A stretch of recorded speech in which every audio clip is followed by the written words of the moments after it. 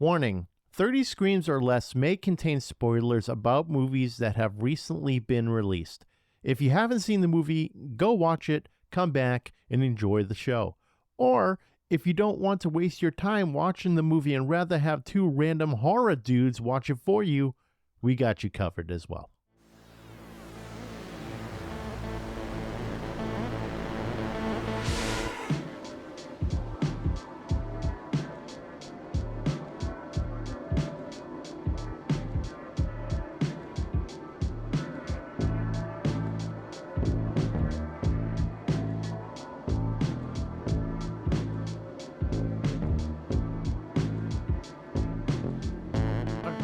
Welcome everyone to 30 Screams or Less, a horror movie podcast where we review horror movies in 30 minutes or less so you don't have to. Today's movie we're reviewing is called Renfield. It's directed by Chris McKay, written by Ryan Ridley, Robert Kirkman, and Ava Tramer, starring Nicholas Hoult as Renfield, Nicolas Cage as Dracula, Awkwafina as Rebecca, Ben Schwartz as Tommy, and T.C. Mathern as Kyle. And there's a reason why we're actually mentioning the actor's name for Kyle is because we're going to talk a little bit about the poor life that he's living. So the movie is about Renfield, Dracula's henchman and inmate at the lunatic asylum for decades, longs for a life away from the Count, his various demands, and all the bloodshed that comes with them. With that in mind, I think we can get started. 30 Screams or Less starts now. Corey, what did you think of Renfield? Dude, you and I briefly talked about this before, but this is one of those movies that you go to the movies to watch. It was so fun, and you can't go wrong with Nicolas Cage as Dracula himself. I loved it, man. It was a good mix of comedy and horror. And Nicholas Hoult and Nicolas Cage, this is now the second movie of theirs that we reviewed on this podcast. Oh, that's right, because we reviewed The Menu. We reviewed The Menu and we reviewed Willy's Wonderland. So Right. yeah, so Nicholas Hoult killing it, Nicolas Cage killing it. It's actually nice to see Nicolas Cage make a little bit of a comeback to the big screen because he was doing a lot of independent films for a while. I mean, some of them were obviously bangers. I mean, you had your Mandy, you had your Willy's Wonderland, and there was this other one, Parents, which I thought was funny. So he started doing a lot of those, but it looks like he's starting to make a comeback. But And apparently Dead by Daylight. He was announced today as a character in Dead by Daylight. you texted me this earlier, and I was like, you've got to be fucking kidding me. I have to jump back into this game again and play it because how can you not play Dead by Daylight and not be Nicolas Cage? You Dude. have to do it. I'm hoping he's a survivor and a killer. Oh, he should be. You know, Dracula is a survivor and also a killer in that. It's very true. He is. Now, this movie was, like you're saying, it was that blend between horror and comedy. Some may debate whether it is horror or not, but also we reviewed Cocaine Bear, which wasn't necessarily horror, but it was on the vein because of the gore to it. So in this movie, there was a lot of gore to it, and I think it can qualify as a horror movie because of Dracula alone. Obviously, Dracula is one of the original movie monsters that exists, so it makes sense to qualify this as a horror movie. Dude, the violence in this movie was just over the top. Holy shit. There were like several scenes where there were just like when Renfield would fucking eat his bug that gave him all of his powers and he would just start ripping people apart. Oh man, he was annihilating people. As soon as he did that, it gave him superpowers. So what happened was Dracula granted him powers so that way he could be his apprentice or slave, I guess you want to call it that, for eternity. And in exchange, Dracula gave some of his powers to Renfield. And in order for Renfield to really utilize those powers, he would have to eat bugs. But naturally, as soon as he ate the bugs, he went into God mode, basically. And he's got all these moves where he's just friggin' ripping people apart and doing all this parkour type crazy stuff. It was pretty awesome. I found that a little interesting, though, regarding the just eating bugs. I don't know why, of all things, like eating a quick bug allowed for that to happen. There's one scene in the movie where he's trying to find bugs and he finds like ants and he eats an ant and he gets his powers and starts ripping people up. Oh, absolutely. He went nuts. And I think there was a scene too where what he's doing is he needs to find people that he can feed to Dracula. Because what happened is Dracula was attacked by the church and Van Helsing, I believe, correct? I believe so, yes. Okay, so what happened was Dracula got burnt big time by the sun. but took out Van Helsing and the priest that was part of the church. They were all working together. And because of that, he was severely burned. So throughout the years, Renfield was trying to nurse him to health by feeding him unsuspecting souls or poor schmucks that are just getting fucking drained of their blood to give Dracula back his power. Now, there was a part where I thought was crazy. He actually was in a bar and he's trying to find victims that he can feed to Dracula, and shit goes all haywire. He bumps into Tommy, who's played by Ben Schwartz. And Tommy is basically one of the second in command for his family when it comes to, I don't know, they do a lot of criminal type shit, selling drugs, weapons, whatever. And Renfield, he manages to eat a fly and then starts going crazy. And that's when he meets Rebecca, played by Awkwafina. Going backwards here to the start of the movie, I love how it opens. Is Renfield in couples therapy? Oh my God, yeah. Literally addressing his toxic relationship with Dracula. Yeah, because that's what it was. I mean, that's... So everyone in this therapy session, they're all sitting around, they're all talking about their relationships that they have with their significant others and how they're toxic and everything. And then Renfield, he's not necessarily in a relationship like the others. He's obviously the assistant for Dracula, but Dracula is pretty toxic to Renfield and doesn't really value him as an assistant. It's really all about Dracula and what he wants over what Renfield wants. So when he's talking about Dracula, he's not giving Dracula's name. He's just kind of talking about his boss and how his boss is super toxic. And they're listening because it is a toxic relationship. They're trying to tell him what he needs to do. They give him a book that he can read to kind of put things in perspective for him to get out of this toxic relationship. Yeah. And it's hysterical. My favorite part of that therapy in the beginning was that guy, Bob. He starts fucking screaming and yelling because someone was talking about ska music.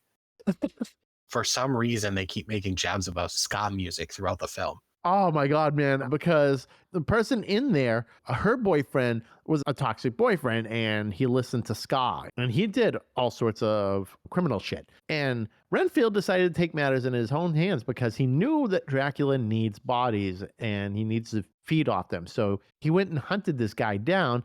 And it's funny because, yes, you see this guy, he's wearing like his ska clothes. You know, he's wearing the scally cap. He's wearing, I think, the checkered chucks and everything. And he's got like the chained wallet, I believe. And it's so fucking stereotypical for a ska person. And naturally, this is when they start getting into a fight. Renfield just shows up and they're like, oh shit, are you from this organization? And he's like, no. And then obviously all hell breaks loose. Renfield eats a bug and starts beating the shit out of them. And then there's another big guy that comes in who's supposed to be like an assassin and take out the ska boyfriend and shit. This is Apache Joe. Apache Joe, that's right. Oh man, who's gonna tell him his name sounds kind of racist? You tell him. Oh, that's too funny. But yeah, Renfield and Apache Joe get into it, and Renfield chops off his head. His head goes flying into the road and stuff. And Tommy, he's there and he gets the hell out of Dodge because he doesn't want to be any part of that. Cops catch up to him, arrest him, but he's able to get out on some sort of weird technicality.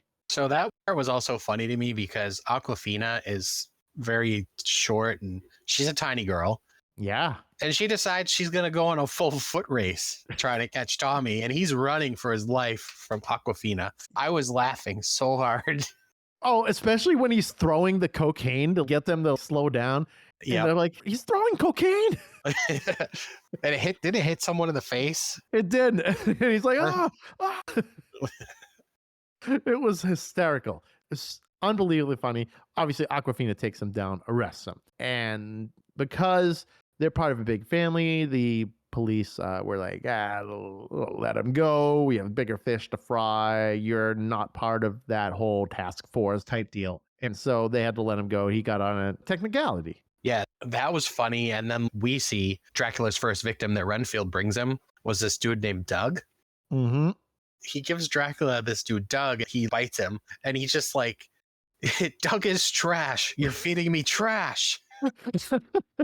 He's like, You're feeding me trash. Give me something. Give me like a bunch of nuns or a bus full of cheerleaders or something. And Yeah, that of was great. course, what's the next thing you see? Renfield is in a bar, and of course, he sees a bus full of cheerleaders driving by, a bunch of nuns coming in, and another group. I can't remember what the other group was, but Dracula listed 3 different groups, and they were all there, and he's like, oh shit. But during that time, Tommy finds out that Renfield was there and that he messed up the whole meeting and killing Apache Joe, things like that. And so Tommy and his gang come in, they start raising hell. Rebecca's there as well, and so she's about to be attacked by Tommy, and then Renfield jumps in to save the day and starts fighting all these guys and protecting her, and he's trying, but he doesn't have all of his powers, but he manages to eat a fly, and then he's good to go, and he starts fucking tearing into people. There was like 2 or 3 of those scenes throughout the movie where, yeah, Renfield's just tearing people apart. There was this scene, and then there was one, was it an apartment complex? Oh, my favorite scene of the whole movie. When he pulls someone's arm off. Throws it at someone else, and like it goes through his chest. He's fucking beating people with an arm. Yeah, and then he throws it at someone's chest and it gets stuck. Yeah, it just impales the guy. Oh, and what it was is it was a mix of cops and the organization. So the police and that organization, that criminal organization, were in cahoots. Typical like dirty cop stuff with a crime organization, and you have one cop in there that's like, this is bad. We shouldn't be doing this. Yeah, that's exactly the case. That's exactly what happened. And that scene was hysterical because at one point he throws a body over the railing and he's riding it down and he's looking up at Rebecca and he's just waving as he's riding this body down to the pile that he made on top of a car. It was like slow motion too. So funny because he looks like he's just saying hi. Yeah. And she's looking like, what the fuck? And then she says something like, when I look back at my career, I'm going to say this is the most fucked up thing I've ever seen. Or like, there's some, I'm paraphrasing, but cops say there's at least one fucked up thing that they've ever seen. I'm going to say this is the one fucked up thing I will ever see. Or something like that. I'm paraphrasing, but I was laughing my ass off. Yeah, the chemistry between the two of them was pretty great. Oh, absolutely. Not to mention Nicholas Hoult, he's killing it lately. He's starting to get into a lot of roles. He's in very good movies. Obviously, we love The Menu. He was in that, and he was one of the lead people. And now he's in this, and we love this. Critics may have not have loved it all that much, but I thought it was fun as anything. It was, like you said, the reason why you go to the movies, and it's to be entertained, and I was entertained. Yeah, and I loved Dracula's makeup. Yeah. Especially like that scene where we see him after he's calling Doug trash. He's all burnt up because he's still healing from when he got lit on fire or when the church burned him. Yeah. Yeah, so he got annihilated. Yeah, I love the makeup. Yeah, I thought the makeup was really cool. I thought Nicolas Cage as Dracula was actually fantastic. I thought he was a great choice for that role. I kind of wasn't a huge fan of the teeth. I could see that. Yeah, the teeth weren't all that great because it made his mouth look like a little weird. He looked like fucking Baraka from Mortal Kombat. He did. His teeth were like almost always exposed. So yes, he did look like Baraka from fucking Mortal Kombat. Yep. And speaking of which, there were some fucking gnarly kills in this movie. The Mortal Kombat X-ray kill? You got it. But actually, you know what? We should go back and explain how that happened. Yeah. We'll talk about poor Kyle first. Kyle is one of the policemen, and they keep shitting on this guy like you wouldn't believe. And it was always like, fuck you, Kyle. They kept blaming him for everything. Every time he said a word, they'd be like, shut the fuck up, Kyle. Poor Kyle. There's always that one police officer in a movie that always gets shit on. Like the movie back in the day, Boondock Saints, there was always that one cop who was always getting shit on. He's like, get me a bagel, get me a coffee. And he's like, son of a bitch, Jesus. There's always a cop in a movie like that. The guy that's got to take everyone's punishment. Mm-hmm. There's always one. It's pretty standard. So a lot of this movie had your standard movie cop tropes, such as your dirty cops, your clean, righteous cop, and the police force working together with an organization and all that. It had a lot of those tropes, so that was pretty generic in that aspect. but it worked. It worked for the movie, and it was necessary. Yeah, it was awesome. It was very well put together. I love the fact that it's sort of a slow burn because Renfield's getting tired of Dracula's shit. As soon as the movie starts, that's like his whole thing. I mean, he's in therapy and shit. More towards the end of the movie, he decides he's finally going to start doing something about it and try and break off from Dracula. Yeah. So they're trying to devise a plan to beat him, and they figure out that a protection circle is what they need. So basically, they make a circle of some sort of powdery substance. You know where I'm going with this, Steve? I know where you're going with this. Go for it. So you have to make a powdery circle, and if Dracula steps in the middle of it, it just traps him. So this particular scene, they didn't have anything other than cocaine to make a circle with. Right. So Renfield and Rebecca make a circle of cocaine to trap Dracula. And which they did. And that's where, obviously, where they're able to get to work on Dracula. But I wanted to go back real quick to that Mortal Kombat X-ray kill. So the reason why you mentioned that and the Baraka thing is because Tommy makes a pact with Dracula. And he's like, I've got people for you. We can work together. So that way Dracula's not going to fucking kill him and like his family or whatever. So Dracula ends up giving Tommy his powers, much like Renfield. So Renfield and Tommy, they're fighting, and this is all at the organization complex. And Dracula, obviously, he's there. Tommy's there. Like the whole family's there. And Tommy, when he's fighting Renfield, towards the end, Renfield kicks him in the stomach, and you see like blood just burst out of both ends, out of the mouth and out of the ass. I laughed when his asshole exploded. I was like, what? I was like, that was so fucking gnarly. Like I keep saying, like the blood and the gore in this movie, it was next level all the way throughout it. So just imagine this dude just puking blood and shitting it at the same time. Have you ever been sick and you're both shitting and puking at the same time? Picture that, but with blood. Yeah. It's a goddamn mess. It's an absolute fucking mess. But I thought that was hysterical. Obviously, Awkwafina's in trouble, so he goes to save Awkwafina, and they manage to get Dracula in that circle, that cocaine circle. And because of that, Dracula is stuck. So he's stuck in that space, in that protective circle. So what they decided to do is just fucking annihilate him within the circle. They started doing all sorts of shit. They were like hitting him with all sorts of medieval weapons. They were kind of chopping him up. There was a weapon wall. Yeah, they had a weapon wall. So they're like, oh, let's have some fun. And they just started annihilating Dracula. And what happened was they ended up like killing him so much, they collected his blood and were able to basically contain him in this fucking bucket, if you will. So yeah, they were able to collect remnants of Dracula because they just turned him into like little chunks of blood.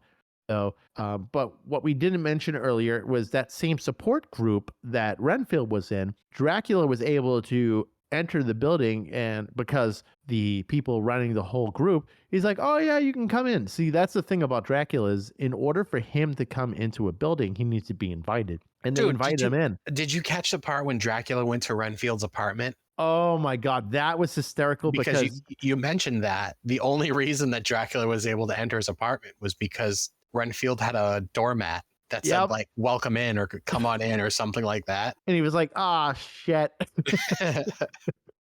So he was able to just go in, no problem. Yeah, in order for Dracula to go in anywhere, he needs to be invited. And that's what happened with the welcome mat. And that's exactly what happened at the support group. And the support group, he decides to friggin' annihilate everyone in there, leaving Renfield to see the whole mess of death that happened. And obviously he feels awful because everyone in that group's dead at Dracula's hands. But once they collect all the blood, he was able to bring them all back by using Dracula's blood, because in order for people to come back from the dead like that, they would have to basically be fed Dracula's blood. This I don't get, because he was really annihilating these people. So what the hell was he doing? Was he spraying them with blood like a fucking mist sprayer? Or was he like, oh, I know you're fucking headless, so I'm just going to pour blood down your mouth and hopefully it just works out. I'm really not sure how it happened either. Like you said, whenever they finished killing Dracula, it was literally a beer pitcher. Yeah, a beer pitcher full of his blood. Yeah, I don't know how Rebecca and Renfield brought all those people back alive, especially the headless one. Yeah, but the funny thing is once they were brought back and they're like, and Renfield, thank you so much for bringing us back. We've seen things. horrible things that we never want to see again.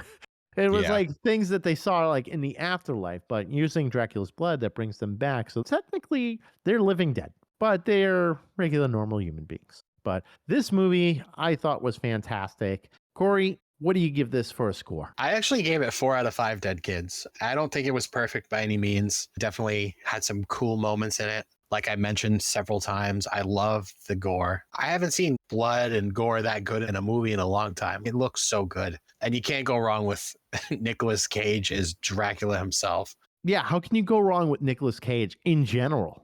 Yeah, I'm curious what the thought process was when they were trying to find someone to play the character. Like, did they narrow it down to certain people or? Yeah, I wonder, but I think they needed someone who's completely eccentric. And I think we all know that Nicolas Cage is a little fucking out there, especially when it comes to screams and everything. He's like definitely a wacky one. So I think they needed someone that could probably match that energy, like be able to do Dracula, which I'm sure he could do. I mean, he did, and also match the craziness aspect. And Nicolas Cage has that crazy. He has crazy for sure. So the gore and stuff, Robert Kirkman, do you know that name? That sounds very familiar. He's the guy that did like The Walking Dead. That's how I know him. Okay. Well, obviously, we all know the quality of the makeup in that, and the blood, the gore, the everything. It's Yeah. top notch. It's top notch fucking makeup and gore. So he is definitely behind that. That makes perfect sense now as to why it looks so good. Yeah. Yeah, I thought it was great. Fucking loved it. I'm going to do the same. I think I'm going to give it a 4 out of 5 as well. It's like I said, it's the reason why you go to movies. You want to go, you want to be entertained. It's very odd though, because as entertaining as this movie was, sure, there was like a little plot hole that I just pointed out with the bringing people back. But in the end, it didn't matter. It was funny after they were all brought back. You didn't even focus on well, how did they come back? You focused on the comedy aspect behind it. So there was a lot of comedy to soak up any sort of plot holes or anything like that, because you were like, fucking, I'm entertained. This is fun. So 4 out of 5, both of us, I think we both thought it was great.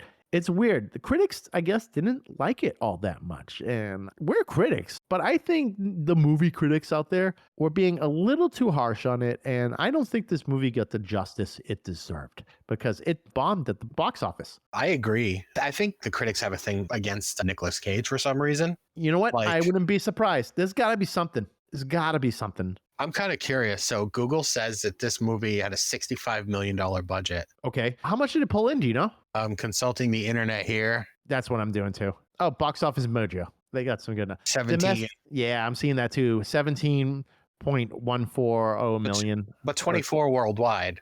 Holy shit. So it didn't even make it.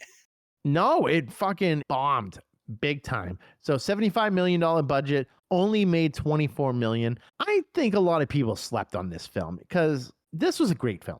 But I think there was something that came out around the same time that was just like, it put it in a bad position. The fact that they had a $65 million budget in this movie, I swear it all went to gore. It had to have, because the gore was so top notch that it just made the movie. And casting Nicolas Cage, I thought was great. Nicholas Hoult as Renfield, he was awesome. I bet 50 million of it went to Nicolas Cage's fucking rider. Holy shit, I wouldn't be surprised. That, or he's trying to get back into big box office, so he's like, I'll take a fucking peanut butter sandwich. No, not him.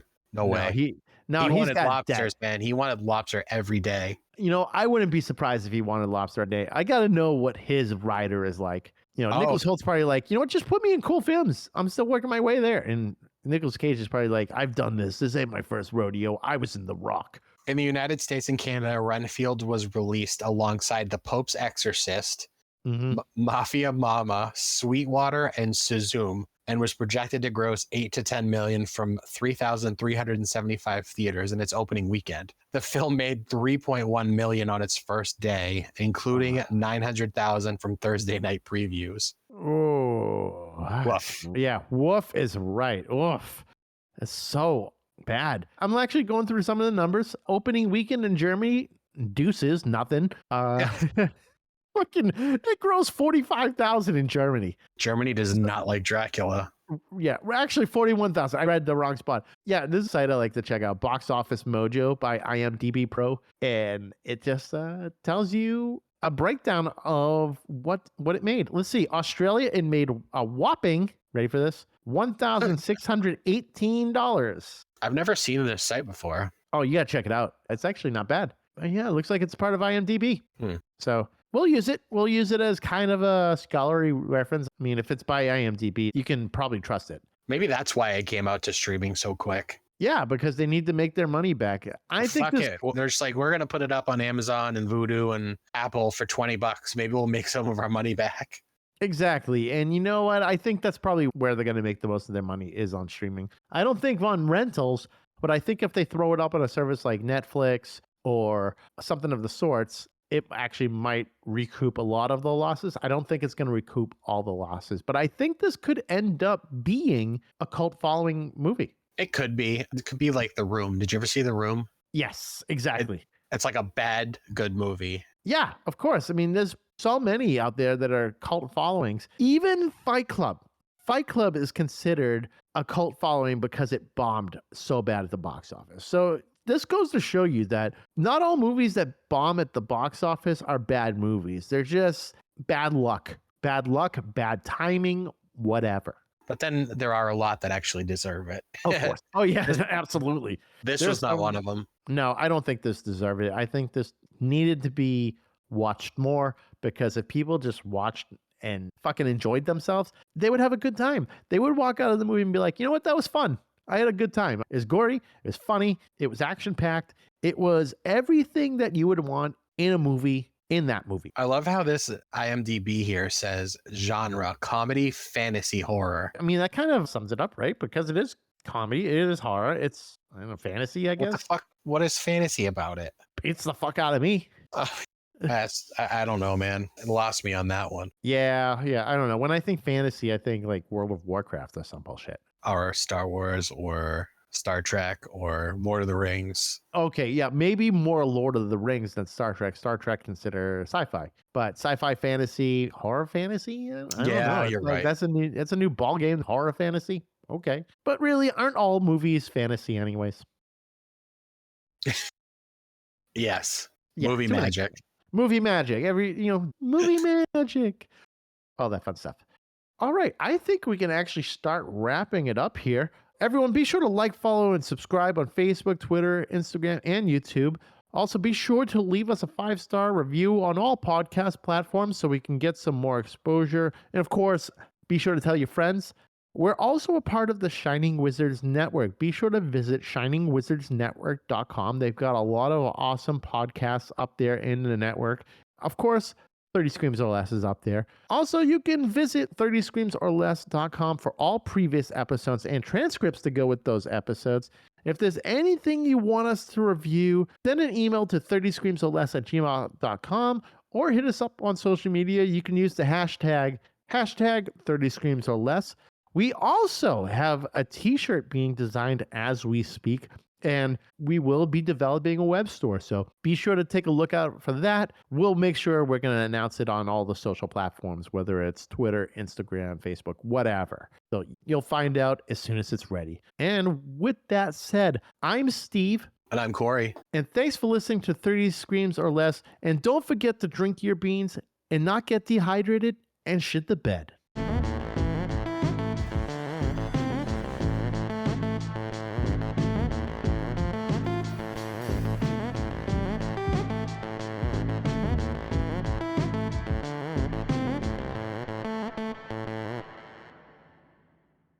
Wish me luck. I think I got this though, because I do remember a lot. Some things I do need clarification on, but I think we're good overall. I'll do my best. Yeah. You run point. I'll back you up for sure. Yeah, don't put that in my hands. All right, Corey, you take over this whole thing. Like, fuck. Go ahead, I'm done. You don't pay me enough. I quit. You don't get paid at all. Fuck. Fuck. You're an intern.